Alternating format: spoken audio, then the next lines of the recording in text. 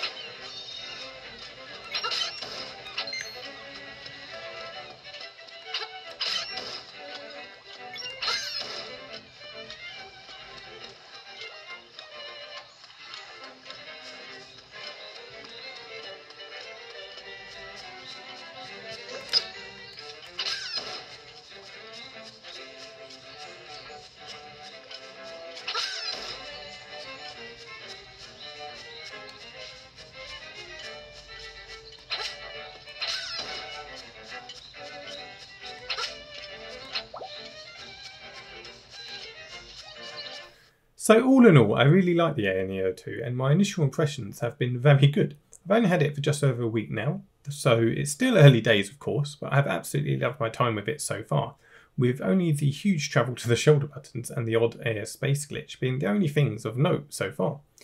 If you'd like me to cover anything specific in any follow-up coverage though, please do let me know. Otherwise, that's it for now. Thanks so much for watching.